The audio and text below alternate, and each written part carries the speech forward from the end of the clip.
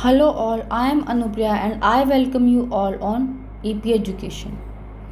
मैं आप सभी का AP एजुकेशन पर स्वागत करती हूँ।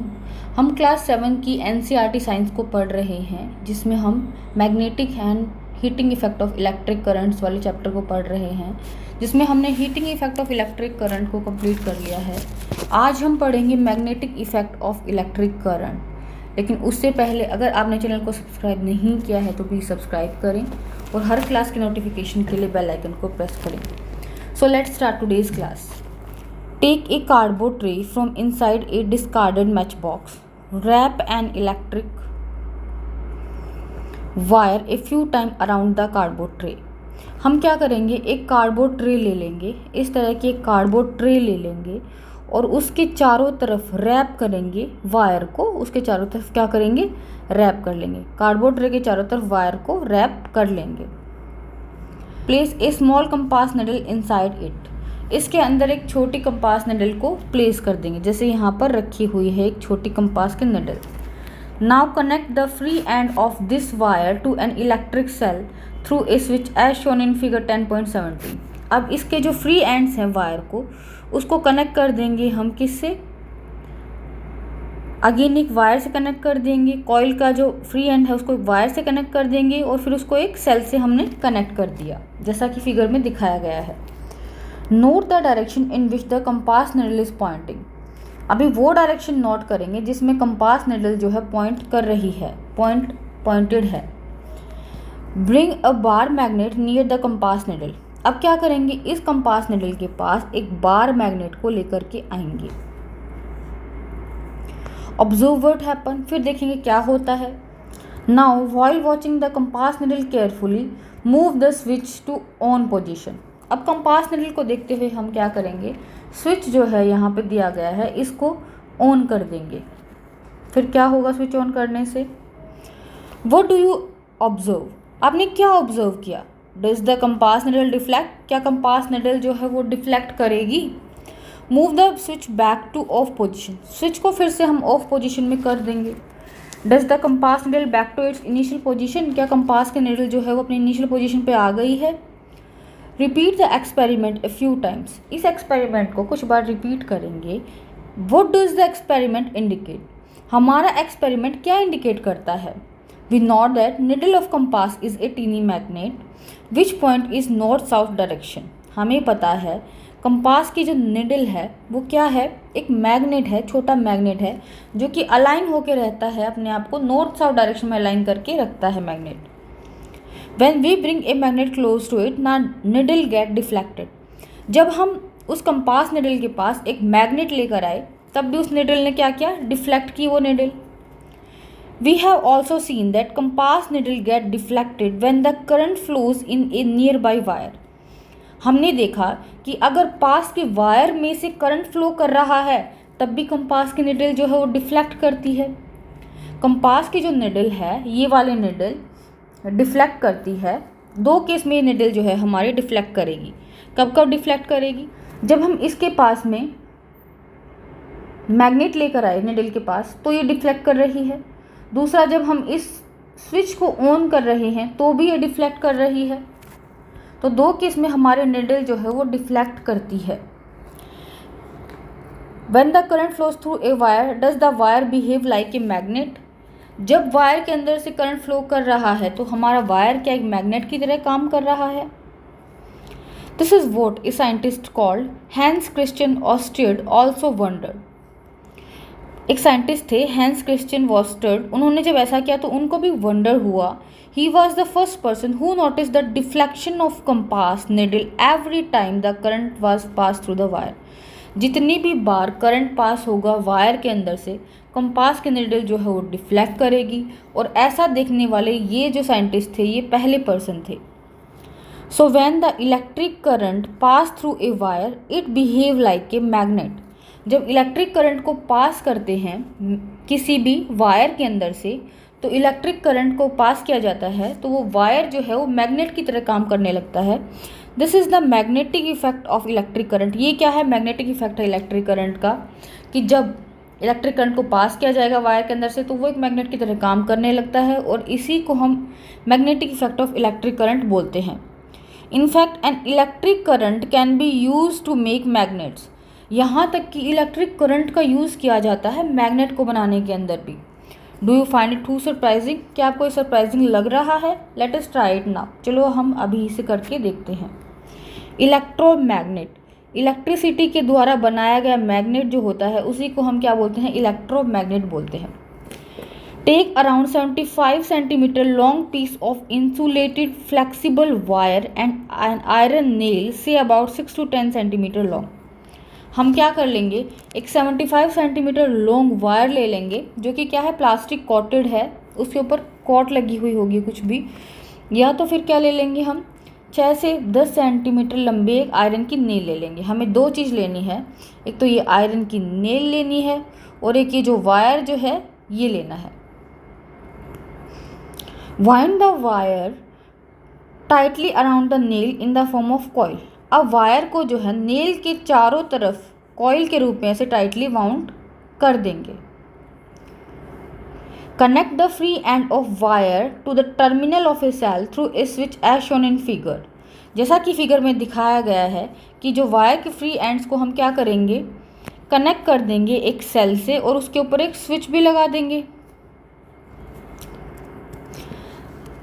Place some pins on near the end of nail. ये जो नेल है यहाँ पे हमने क्या करी, कुछ पिन्स को रख दिया, नीचे की तरफ पिन्स को रख दिया। Now switch on the current. अब क्या करेंगे, करंट को स्विच ऑन करेंगे। व्हाट हैपन्स, तो क्या देखने को मिलेगा, does the pin cling to the tip of nail. क्या जो पिन्स हैं वो नेल की टिप के ऊपर क्लिंग हो रही हैं, चिपक रही हैं। क्या ये जो पिन है जब हमने करंट फ्लो किया तो क्या ये नेल के ऊपर आके चिपक रही हैं। Switch off the current. Are the pin still clinging to the end of nail. अब स्विच ऑफ कर देंगे करंट को। क्या जो हमारी पिन्स हैं वो नेल के अभी भी चिपकी हुई हैं या फिर वो गिर चुकी हैं। The coil in the above activity behave like a magnet when electric current flows through it. ये जो कॉइल है ये क्या करेगा, मैग्नेट की तरह बिहेव करता है जब इसके अंदर से करंट पास किया जाएगा।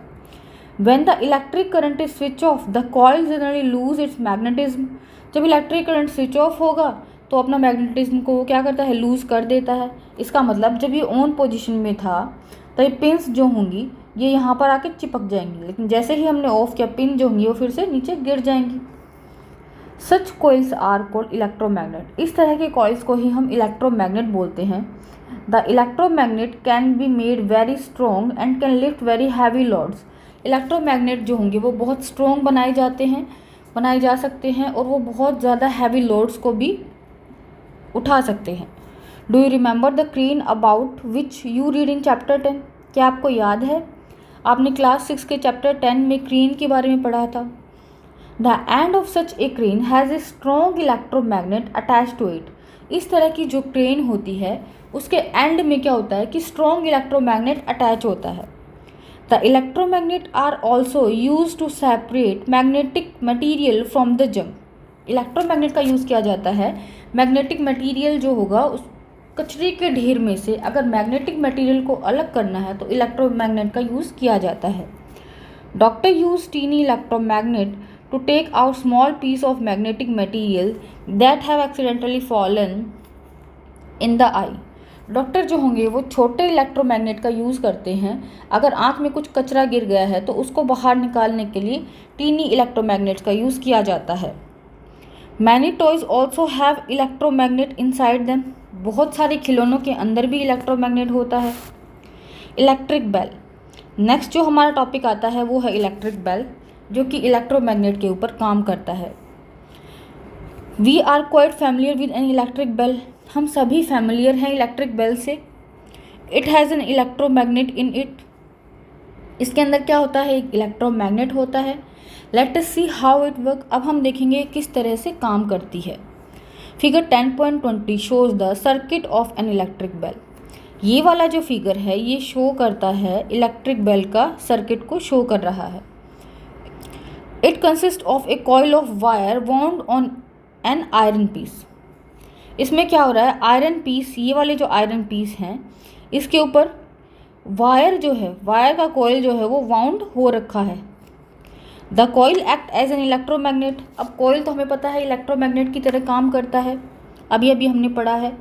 N iron strip with a hammer at one end is kept close to the electromagnet. Iron strip जिसके ऊपर क्या है, हैमर लगा हुआ है, उसको क्लोज रखा गया है इसके। There is a contact screw near the iron strip. Iron strip के पास क्या है, कॉन्टैक्ट स्क्रू है, जैसे इसमें दिखाया गया है कि आयरन स्ट्रिप के पास में क्या है, कॉन्टैक्ट स्क्रू है। When the iron strip is in contact with the screw, the current flow through the coil which become an electromagnet. When the iron strip is in the contact with the screw, जब iron strip जो है वो screw के contact में होगी तो जो current जो है flows through the coil, current जो होगा वो फ्लो करेगा कॉइल के अंदर से और हमारा कॉइल एक इलेक्ट्रोमैग्नेट बन जाएगा। It then pull the iron strip, वो क्या करेगा फिर, आयरन स्ट्रिप को पुल करेगा। In the process, the hammer at the end of strip strike the gong of bell to produce a sound. जब ये इलेक्ट्रोमैग्नेट बनेगा तो क्या होगा, ये हैमर जो होगा ये क्या करेगा, इसको टच करेगा और साउंड प्रोड्यूस करेगा। फिर से इलेक्ट्रोमैग्नेट बनेगा, ये हैमर इसको टच करेगा और साउंड प्रोड्यूस करेगा। However, when an electromagnet pull the iron strip, it also break the circuit. लेकिन जब क्या हो रहा है कि इलेक्ट्रोमैग्नेट पुल कर लेता है आयरन स्ट्रिप को तो सर्किट जो है हमारा वो ब्रेक हो जाता है। The current through the coil stop flowing, और करंट जो होगा वो कॉइल में से फ्लो करना स्टॉप हो गया है। Will the coil still remain N electromagnet, क्या कॉइल अभी भी इलेक्ट्रोमैग्नेट है? जब उसमें से करंट फ्लो ही नहीं कर रहा है तो वो इलेक्ट्रोमैग्नेट नहीं है। The coil is no longer an electromagnet, coil अभी इलेक्ट्रोमैग्नेट नहीं है।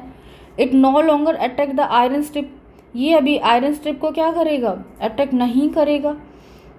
The iron strip come back to original position and touch the contact screw again. Iron strip फिर से अपनी ओरिजिनल पोजिशन पे आएगी और कॉन्टैक्ट स्क्रू को टच करेगी। फिर क्या होगा, सर्किट कंप्लीट होगा। And the current flow in the coil, the hammer strike the gong again. जैसा ही करंट फ्लो होगा कॉइल के अंदर से, ये हैमर फिर से यहाँ पे आके स्ट्राइक करेगा। This process is repeated in quick session and the hammer strike the gong every time the circuit is completed. ये जो प्रोसेस होता है ये क्या जल्दी जल्दी चलता है। जैसे ही हम उसको ऑन पोजीशन में ला रहे हैं, सर्किट कंप्लीट हो रहा है और जो हैमर ये जो है यहाँ पे स्ट्राइक करेगा, यहाँ पे ये जो है इधर आके स्ट्राइक करेगा, सर्किट कंप्लीट होगा तब, और ये बेल जो होती है रिंग करती है। तो इस तरह से हमारी जो बेल जो होगी वो रिंग करेगी।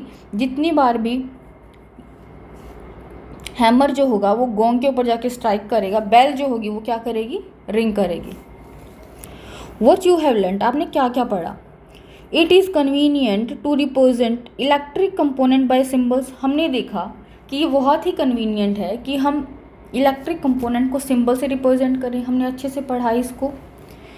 Using these an electric circuit can be represented by circuit diagram.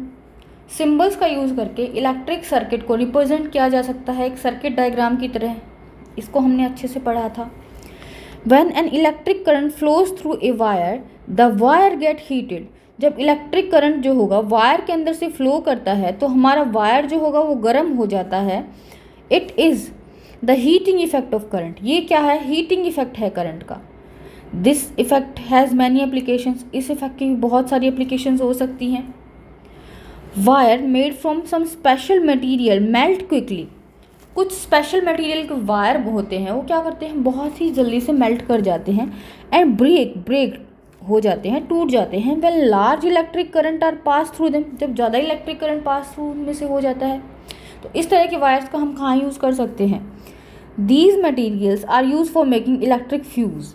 इस तरह के मटीरियल को हम फ्यूज़ बनाने के अंदर यूज़ कर सकते हैं। Which prevent fire and damage to electric appliances. जो कि क्या करेगा, जैसे ही ज़्यादा इलेक्ट्रिसिटी पास हो रही है फायर ना लग जाए उसके लिए क्या होगा, वो वायर टूट जाएगा, वहाँ से फ्यूज़ जो है वो उड़ जाएगा हमारा। और फ्यूज़ जब उड़ेगा तो क्या होगा, सर्किट जो होगा वो ब्रेक हो गया तो इलेक्ट्रिसिटी अब घर में से पास ही नहीं होगी और फायर नहीं होगी। अगर ज़्यादा इलेक्ट्रिसिटी भी पास हो जाती है तो भी फायर नहीं होगी क्योंकि फ्यूज़ जो है वो अपना अच्छे से काम कर रहा है। When an electric current flows through a wire it behave like a magnet. जब वायर के अंदर से इलेक्ट्रिक करंट पास होता है तो ये एक मैग्नेट की तरह काम करता है। Current carrying coil of an insulated wire wrapped around a piece of iron is called an electromagnet। एक आयरन का पीस है, अगर इसके चारों तरफ हमने इंसुलेटेड करंट कैरिंग वायर को रैप कर दिया है तो ये क्या बन जाएगा, हमारा इलेक्ट्रोमैग्नेट बन जाएगा। जैसे कि हमने आज की क्लास में देखा, electromagnet are use in many devices. Electromagnet का यूज़ बहुत सारे डिवाइस के अंदर किया जाता है।